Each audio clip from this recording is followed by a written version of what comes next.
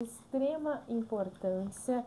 A gente adentra o Novembro Azul e aí se fala muito nessa questão de prevenção, se fala muito na questão mais específica na área da saúde, né?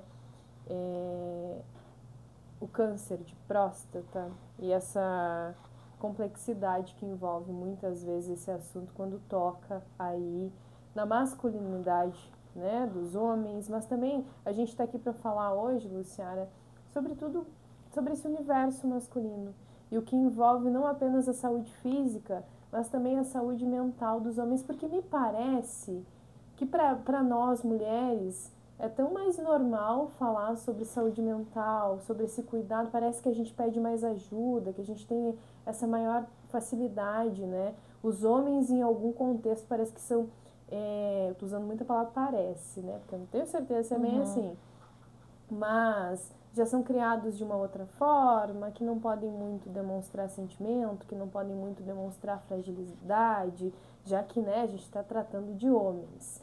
Então, sobre tudo isso a gente vai conversar nesta tarde. Boa tarde. Boa tarde, né? Quase boa noite. A Aline, aos ouvintes aqui da 92.7. E é o seguinte, né? Por que eu trago essa pauta hoje?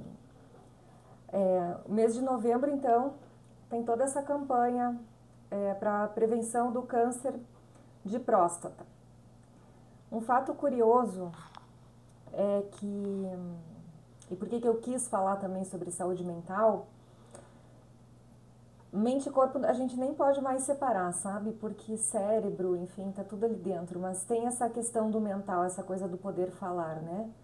Porque os números, os dados indicam que tanto as mortes por câncer de próstata quanto por suicídio, elas são equivalentes. Ou seja, quem tem próstata morre mais. Ou seja, quem é homem tem maior tendência a morrer antes, 7 anos antes, pelo menos, do que as mulheres. E as causas de morte também, né, por acidente, por violência, por outras coisas, também são mais fortes nos homens. Quando eu falo de homens, também eu falo de pessoas com próstata, também eu vou me referir aqui aos homens trans. Afinal de contas, todo mundo precisa e todo mundo merece ter esse cuidado. E eu acho assim que, acho não, observo, que o tratamento, que as mulheres, por nós termos sofrido por muitos anos, por certas exclusões, enfim, né, coisas que a gente poderia levar um programa todo falando, nós acabamos tendo mais políticas públicas voltadas para a mulher e menos voltadas para a saúde emocional, por exemplo, dos homens ou a saúde física. E eles, por si só, já procuram menos atendimento médico, por isso também esses índices de maior risco de morte por outras doenças, mas também são eles que procuram menos atendimento na saúde mental. Geralmente eles vêm acompanhados de uma mulher, seja a mãe que leva, a irmã que leva, ou, como eu disse antes, a esposa, mas é mais difícil que procurem um serviço de atendimento mental por conta. Isso daí já entra como um outro fator de risco. Mas o mais grave, Aline e ouvintes, é que o Rio Grande do Sul lidera esse ranking, infelizmente, no nosso país. No nosso estado, 80% das mortes por suicídio são cometidas por homens, 20% por mulheres. As mulheres tentam mais, mas os homens usam métodos mais letais. E aí também eu pergunto se essa negação do câncer de próstata, de procurar, aliás, de evitar fazer o exame, não seria uma conduta para suicida? O que é conduta para suicida? É eu deixar acontecer. Conduta para suicida é dirigir em alta velocidade alcoolizado, por exemplo. É a famosa roleta russa. E não buscar ajuda, não procurar fazer o exame, é uma roleta russa. E aí acho que a gente pode depois acabar falando sobre outras vulnerabilidades, enfim, que que acabam aparecendo, mas os dados não mentem, as estatísticas são essas, e eu acho que vale o alerta. Lu, a gente fala tanto em sobrecarga feminina, né?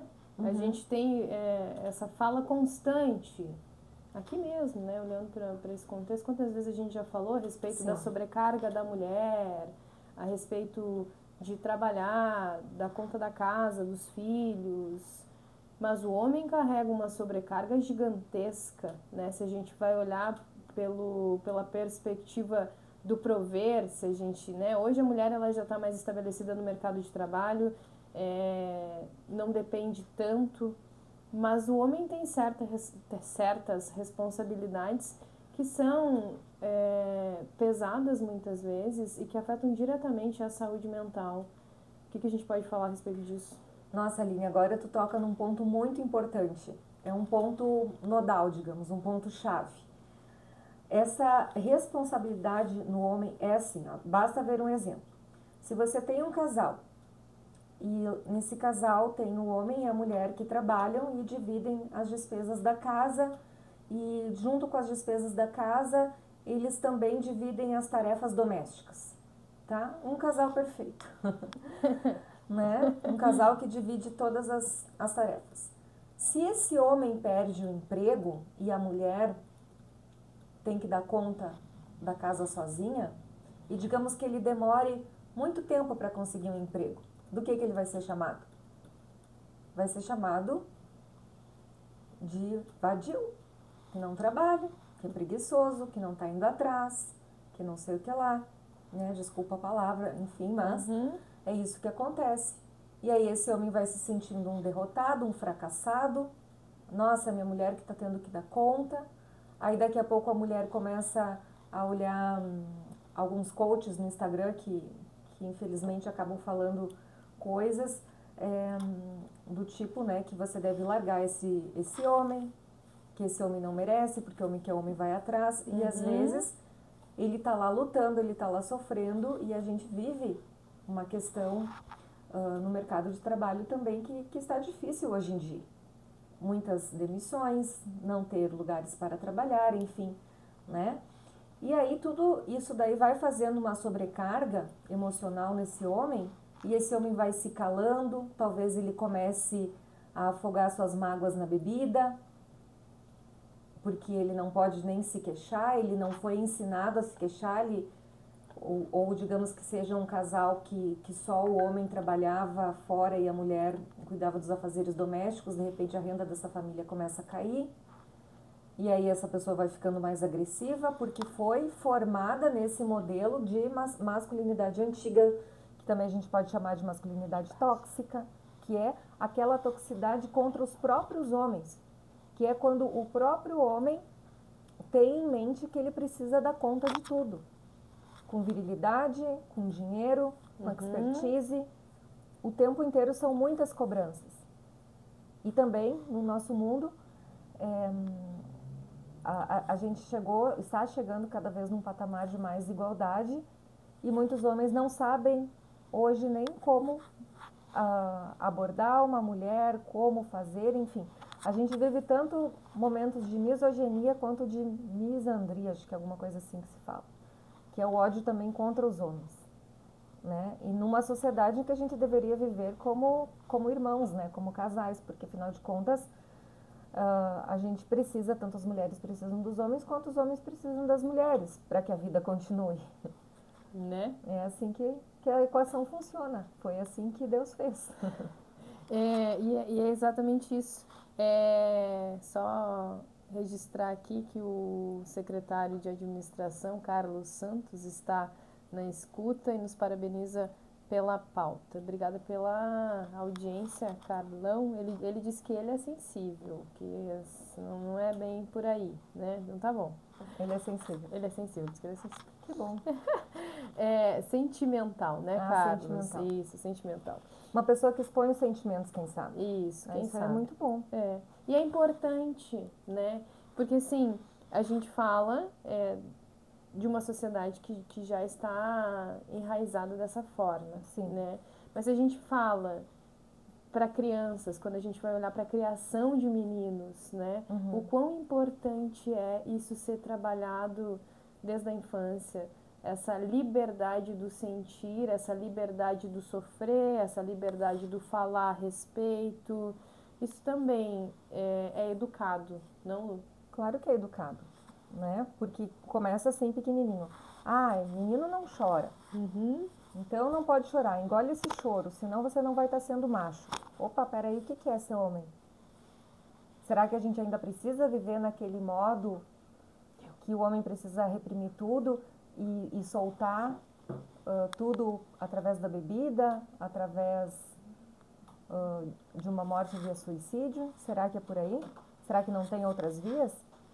Né? O cara não vai deixar de ser homem, não vai ser menos homem por isso. Entende? Ele não vai deixar de ser menos homem. Eu acho que é por aí a via. E por aí também é a via que ajuda psicológica, ajuda psiquiátrica, quando necessário, ajuda muito. E no teu consultório, o que tu observa? É muito mais mulheres que vão pedir ajuda ou tu tem como? Não, no meu tem um equilíbrio. O meu Tem um equilíbrio. Hoje eu atendi 100% só homens, ontem 50%, ontem 50%. Enfim, o meu é bem equilibrado, mas é algo bem raro, assim. Geralmente as pessoas percebem uma diferença até de 90 para 10, 80 para 20, bem como são os casos de suicídio, assim. E numa perspectiva de evolução da humanidade, né? Os homens vêm buscando mais ajuda psicológica ou ainda é um tabu, digamos assim? Não gosto de usar essa palavra, mas eu acho que para alguns é até visto como tabu. É um tabu porque é visto como uma fraqueza, entendeu? Porque tu mostrar a vulnerabilidade seria, então, eu mostrar uma fraqueza. Por que eu vou estar contando as minhas coisas para um profissional da saúde, psicólogo ou psicóloga? Se eu tenho os meus amigos, se eu posso beber, enfim, para que eu vou fazer isso? Tá entendendo? Eu posso engolir tudo isso, eu posso ser forte, eu posso...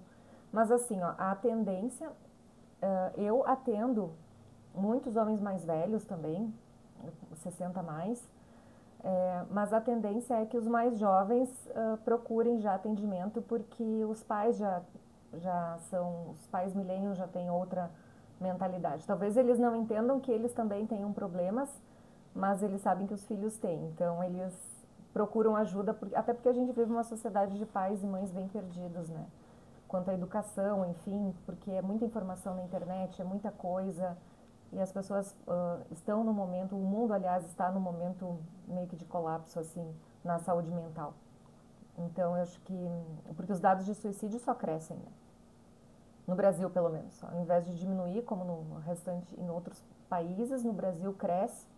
No Rio Grande do Sul cresce mais ainda, principalmente entre agricultores, que é um dado importantíssimo. População indígena também, né, sofre bastante, a população LGBT, enfim. São dados bem importantes, assim, da gente trazer. E quando a gente fala, né, adentra mais essa questão do Novembro Azul e da questão do exame, né, o exame de próstata, a questão do câncer que pode se desenvolver pelo não cuidado, pela não prevenção, porque mulher, no seu ciclo natural, ela vai passar por mais idas ao médico para ver se está tudo bem, né? A gente começa com a menina na menstruação, daqui a pouco vem uma gestação, você vai ter que acompanhar. Os ciclos, eles são mais determinados. O homem é só quando acontece alguma coisa que vai despertar o alerta lá, opa, eu vou olhar para isso. Então, assim, como que a gente consegue conversar com esse público neste momento, conversar com os homens que estão nos ouvindo e poder falar para eles a respeito não só da importância, não é da importância de fazer, mas o quanto isso é necessário e que não vai afetar a questão da masculinidade, que isso não está relacionado uma coisa com a outra, né? Então, Aline, você é mãe de menino, né? Sou mãe de menino. Os meninos, eles devem começar a ir no urologista ainda bebês, para dar uma olhadinha, que geralmente eles têm fimose, né? Então eles precisam desses cuidados. Depois, quando eles já têm lá seus 6 aninhos, que já passa a fase edípica, né? Que a criança vai entrar no seu período de latência, a mãe já não olha tanto né, para o pênis do menininho, para ajudar a limpar e tal, e começa a deixar a criança a se limpar sozinha. É importante levar no urologista ou pedir para o próprio pediatra dar uma olhada para ver se a limpeza está sendo feita corretamente, porque para evitar já o câncer de pênis. Né? A gente está falando aqui em órgãos reprodutores do aparelho sexual masculino. Não tem nada de tabu nisso, gente. Isso faz parte do corpo, tá? Aí, o que é próstata? Que as pessoas começam a se preocupar a partir dos 45 anos, né? Que 45, 50 anos começam a fazer os seus exames já com muito medo, a gente já toca nesse assunto. As pessoas não sabem nem qual que é a função da próstata. Se eu perguntar aqui para os ouvintes qual é a função da próstata, acredito que muitos irão recorrer à internet para buscar informações agora neste momento. Mas qual que é a função da próstata? Ela é uma glândula que ela fica atrás da bexiga e a função principal dela é gerar parte do líquido seminal, que é onde os espermatozoides irão nadar, digamos assim, né? Falando para o público leigo entender. A próstata, ela é um órgão, ela é uma glândula que ela, quando está com câncer, ela é silenciosa. Ela não dá sinais no começo. Então, por que é necessário fazer esse exame? E o principal, não adianta só a PSA. A pessoa tem que ir no urologista para ver. Porque o exame do toque retal é onde o médico consegue avaliar se existe algum carocinho, se existe alguma deformação, algum crescimento, que ela começa mais na parte inferior dela. E esse exame, ele pode ser um pouquinho desconfortável para alguns, para outros homens que eu entrevistei me disseram que é muito rápido, que 10 segundos nem isso está pronto o exame, e pronto, acabou, já está feito. Qual que é o medo de muitos homens? O medo da dor, o medo de ter o câncer, porque o próprio medo de... existe uma ansiedade, que é a ansiedade de que a pessoa tem medo de estar doente. Então, por que ela vai procurar fazer exame? Porque ela tem aquela ideia de que quem procura acha. Então, eu não vou fazer exame porque eu não quero nem saber se eu tiver, né? E outros homens, além de terem o medo de fazerem o exame, que alguns têm o medo da dor, acontece muito as brincadeiras que a gente escuta entre os homens conversando, vai que goste. Então, essa brincadeira de mau gosto do vai que goste, por que ela existe? Porque realmente a próstata é um órgão, é uma glândula com muitas terminações nervosas, que pode sim gerar prazer. Mas o que vai definir, gente, se uma pessoa é homossexual ou heterossexual, são outras coisas. Não é o prazer numa glândula. É a atração por pessoas do mesmo sexo. É isso? E os homens hétero têm esse preconceito com o exame. Esse medo, esse receio de perda da sua masculinidade. Eu acho que assim, que vale a pena procurar ajuda psicológica, inclusive, quando esse medo te trava de fazer o exame. Porque esse travamento pode ser melhorado com a conversa. Porque esse medo a gente precisa acolher. Não basta a gente dizer para o homem, não tenham medo, vão lá e façam um exame. Nós mulheres sabemos o quanto é desconfortável fazer um exame de Papa Nicolau, por exemplo. Aliás, deve ser muito mais desconfortável fazer o Papa Nicolau, imagino eu, do que o exame de toque retal. Né? Aliás, então, para justamente poder falar sobre isso, sobre essas questões, sobre esse medo, sobre essa ansiedade, isso tudo daí tem tratamento. E aí depois a gente pode também conversar um pouquinho sobre o impacto psicológico do próprio câncer de próstata na saúde mental dos homens. 21 minutos, faltando para as 19 horas.